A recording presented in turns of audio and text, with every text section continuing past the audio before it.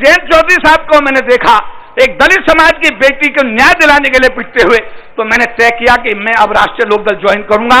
जो चौधरी जयंत सिंह के नेतृत्व में देश के कोने कोने में जाऊंगा। राष्ट्रीय लोकदल की पूरे देश के अंदर हम लोग प्रदेश कमेटियां, जिला स्तरीय कमेटियां बनाएंगे और सबसे बड़ी चुनौती हमारे सामने उत्तर प्रदेश में अब सरकार बनानी। संविधान निर्माता बाबा साहब अम्बेडकर अमर रहे, भारत के संविधान निर्माता बाबा साहब अम्बेडकर अमर रहे, जोरदार बोले, अमर रहे।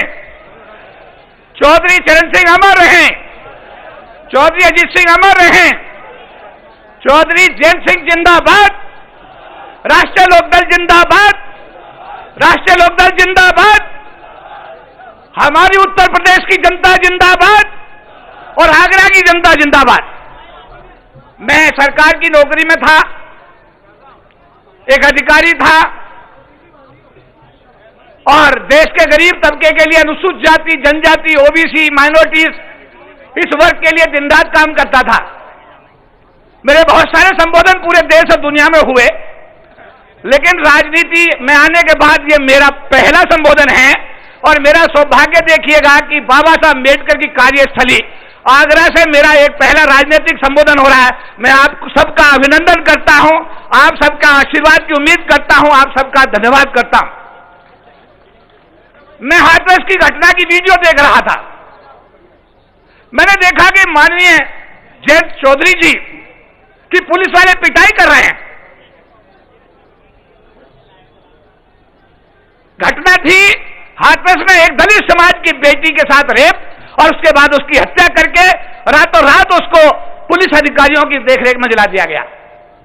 तो मुझे बड़ा प्रभावित हुआ। मैंने कहा मैं चौधरी जयंत सिंह जी से जरूर मिलूंगा और मुझे मिलने का सौभाग्य मिला। करीब 3 महीने पहले मिला तो मैंने देखा कि कितने सौम्य व्यक्तित्व के स्वामी हैं, कितने।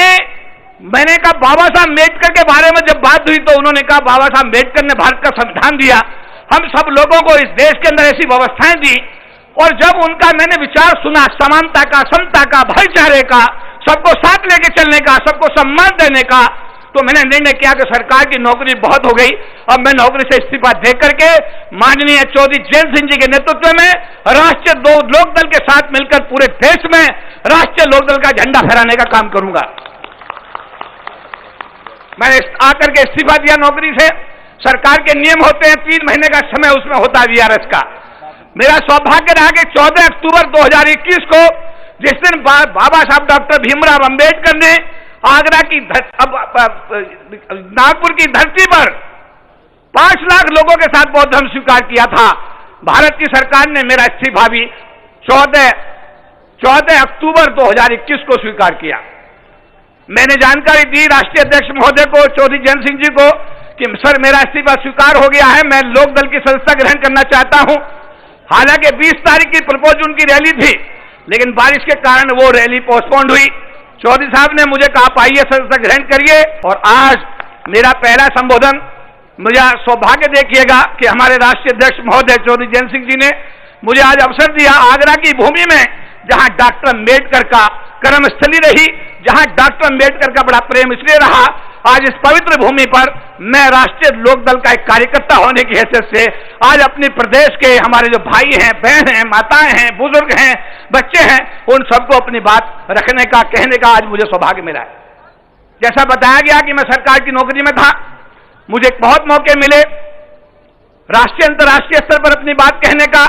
2 बार दुनिया के सबसे बड़े फोरम यूनाइटेड नेशंस और न्यूयॉर्क अमेरिका में मुझे बुलाया गया। एक बार जहां डॉक्टर अम्बेडकर गोलमेज सम्मेलन के लिए गए थे, दलितों के, अनुसूचित जाति जनजाति समाज के आरक्षण के लिए, उसी ब्रिटिश की पार्लियामेंट में मुझे 1 घंटे का संबोधन करने का अवसर मिला। दुनिया की दूसरी पार्लियामेंट, जिसको कनाडा की संसद कहते हैं, उसमें मुझे बतौर मुख्य अतिथि 1 घंटे का मेरा संबोधन हुआ। दुनिया के कोने कोने में, चाहे स्कॉटलैंड रहा हो, चाहे आपका वैंकूवर कनाडा रहा हो, चाहे लंदन रहा हो, चाहे न्यूयॉर्क रहा हो, वाशिंगटन रहा हो, देश के कोने कोने में, दुनिया के कोने कोने में जाने का मुझे अवसर मिला और अपनी बात को कहने का मौका मिला। क्योंकि मैं अनुसूचित जाति समाज से आता हूं, उत्तर प्रदेश का रहने वाला हूं। मेरा गांव बुलंदशहर है, वेरा फिरोजपुर, वेरा चाना का मैं रहने वाला हूं। मैंने वहीं से बीएससी किया, चौधरी चरण सिंह विश्वविद्यालय से मैंने मास्टर्स की डिग्री हासिल की मेरठ से। उसके बाद में मैंने 84 में नौकरी ज्वाइन की और नौकरी में मुझे अनुसूचित जाति जनजाति समाज के जो संगठन है उनका राष्ट्रीय प्रधान महासचिव, 40 लाख लोगों का एक परिवार है, पूरे देश में फैला हुआ है।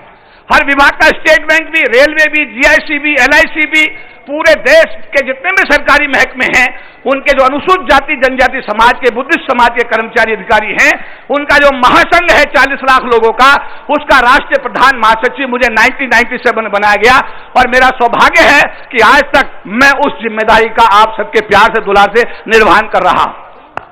आज क्योंकि मैंने सरकारी नौकरी छोड़ दी और अब मैं फुल सक्रिय राजनीति में हूं, और सक्रिय राजनीति में होने के नाते मैं अपनी बात इस तरह कहूंगा कि जब जयंत चौधरी साहब को मैंने देखा एक दलित समाज की बेटी को न्याय दिलाने के लिए पिटते हुए, तो मैंने तय किया कि मैं अब राष्ट्रीय लोकदल ज्वाइन करूंगा।